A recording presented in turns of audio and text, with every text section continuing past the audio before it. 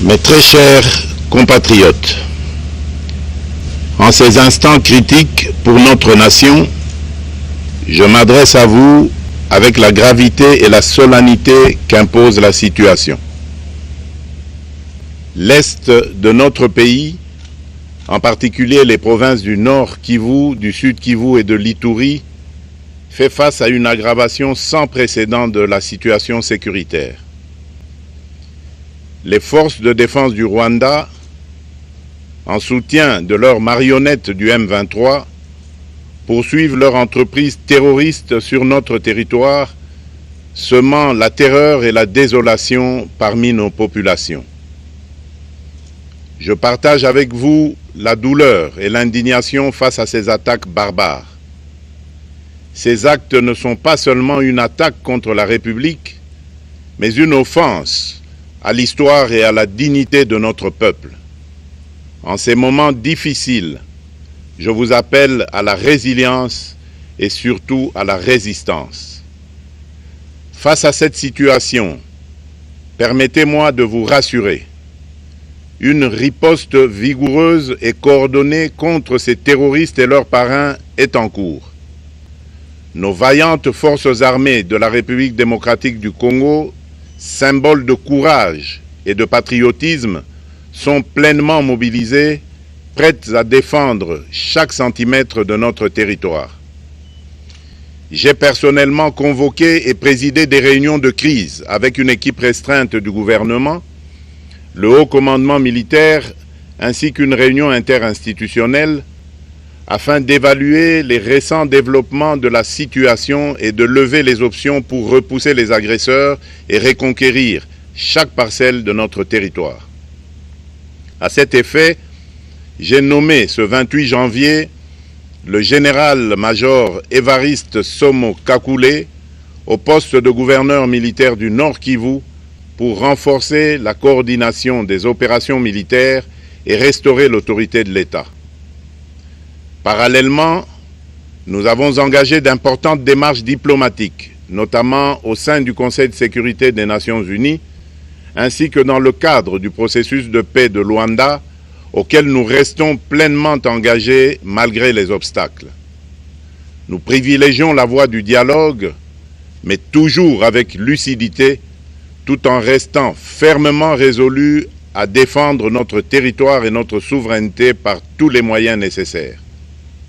Mais ce combat n'est pas seulement celui des FARDC.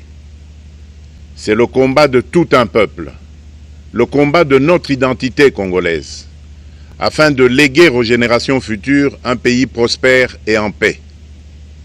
À tous nos compatriotes, dans chaque province, chaque ville, chaque territoire et chaque village, ainsi que ceux de la diaspora, sans distinction d'appartenance ethnique ou politique. Unissons nos efforts. Apportons un soutien indéfectible, moral et matériel à nos vaillants soldats.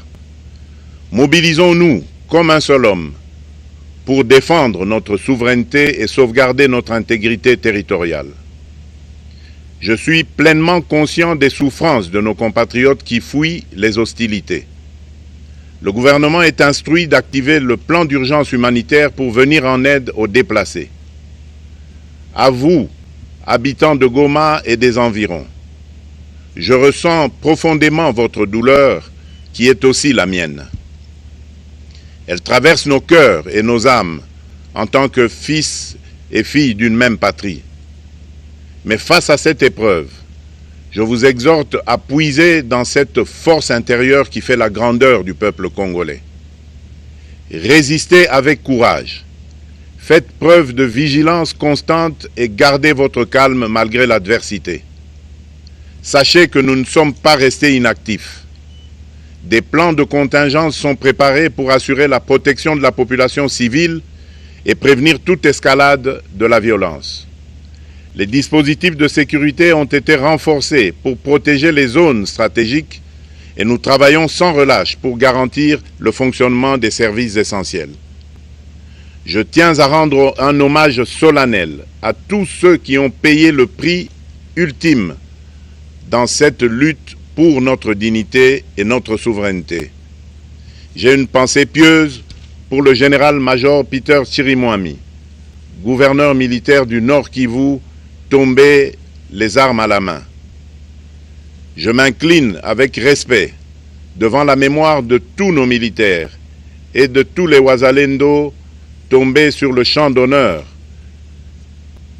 Je pense aussi aux soldats de la mission de la communauté de développement d'Afrique australe, la SAMI DRC, qui combattent à nos côtés, aux casques bleus de la MONUSCO, qui ont sacrifié leur vie pour la paix, ainsi qu'aux innombrables civils victimes de la barbarie ennemie.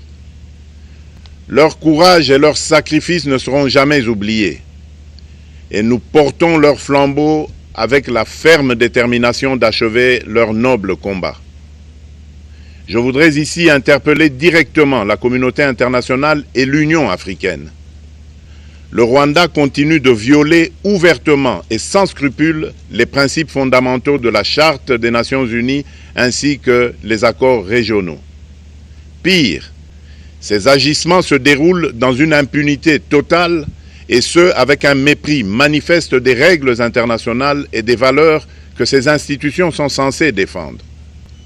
Cette attitude arrogante, qui ne cherche même plus à masquer ses forfaits, est une provocation inacceptable à l'égard de notre souveraineté et de la stabilité régionale.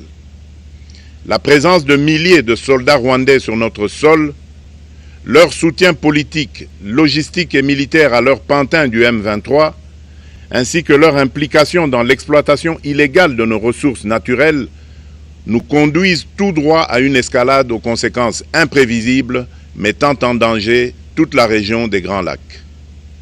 Votre silence et votre inaction face à la barbarie du régime de Kigali et aux atrocités perpétrées par ses supplétifs sur notre territoire constituent un affront non seulement à la République démocratique du Congo, mais également aux valeurs universelles de justice et de paix. Le peuple congolais prend acte de cette passivité qui frôle la complicité. Soyez sûrs d'une chose, la République démocratique du Congo ne se laissera pas humilier ni écraser. Nous nous battrons et nous triompherons. Congolaises et Congolais, l'heure est certainement grave, mais notre détermination est encore plus inébranlable.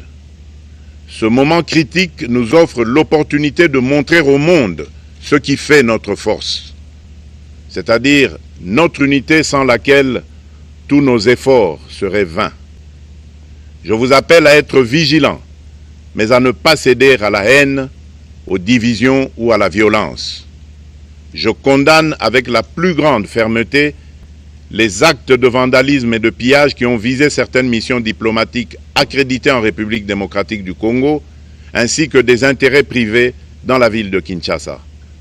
Ces comportements irresponsables dénaturent l'expression saine de notre colère face à l'agression barbare nous imposée et jettent une ombre sur les manifestations pacifiques de soutien à nos vaillantes forces armées qui luttent avec courage et abnégation pour défendre notre souveraineté. Notre engagement doit rester ferme et discipliné. Nous gagnerons cette guerre par notre unité, notre courage et notre sens de responsabilité, et non par la violence aveugle et par l'anarchie. Cette victoire ne sera possible que si chaque Congolais, où qu'il soit, prend toute la mesure du combat qui est le nôtre. J'appelle donc la nation entière, hommes et femmes, jeunes et vieux, acteurs politiques, opérateurs économiques, membres de la société civile, confessions religieuses, artistes et sportifs à se mobiliser, à faire bloc derrière nos vaillantes forces armées et à contribuer chacun à son niveau à l'effort de guerre. J'ai instruit le gouvernement de mettre en place des mesures rigoureuses de réduction du train de vie des institutions et de leurs animateurs afin que les ressources ainsi économisées soient directement réorientées vers le soutien à nos forces armées. Dans cet effort national, j'en appelle également à la responsabilité du secteur privé qui est invité à contribuer activement à cette cause commune. Nos soldats se battent avec héroïsme pour la défense de notre intégrité territoriale et de notre souveraineté. Ils ont besoin de notre soutien total, qu'il soit moral, matériel ou logistique. À la jeunesse congolaise, pilier et espoir de notre nation, je vous exhorte à répondre massivement à l'appel de la patrie. Le moment est venu de vous lever, de mettre votre énergie et votre créativité au service de la nation. Nous devons renforcer nos rangs et chaque jeune Congolais prêt à défendre son pays a une place au sein de nos forces armées. Enrôlez-vous massivement dans l'armée. Vous êtes le fer de lance de notre projet et votre mobilisation est déterminante pour la victoire finale. Aux braves populations du Nord Kivu, du Sud Kivu et de l'Ituri, vous êtes le symbole de la résilience congolaise, une source d'inspiration pour toute la nation. Vous n'êtes pas seuls dans cette épreuve. La République tout entière se tient à vos côtés, unis dans l'espoir et la lutte. Ensemble, nous ferons face et surmonterons cette épreuve. À nos vaillantes forces armées et aux vaillants patriotes Wazalendo, véritables sentinelles de la souveraineté nationale, je rends un hommage appuyé et vous exprime au nom de toute la République notre reconnaissance infinie et notre fierté inébranlable. Votre bravoure, votre discipline et votre engagement sans faille inspirent et mobilisent tout un peuple déterminé à défendre son territoire. Sachez-le, la République ne vous abandonnera jamais. Votre combat est le nôtre et vos sacrifices ne seront jamais oubliés. Vous incarnez l'honneur de la nation congolaise. À tous mes compatriotes d'ici et de la diaspora, la République démocratique du Congo ne pliera pas. La République démocratique du Congo ne reculera pas. Je ne vous abandonnerai jamais.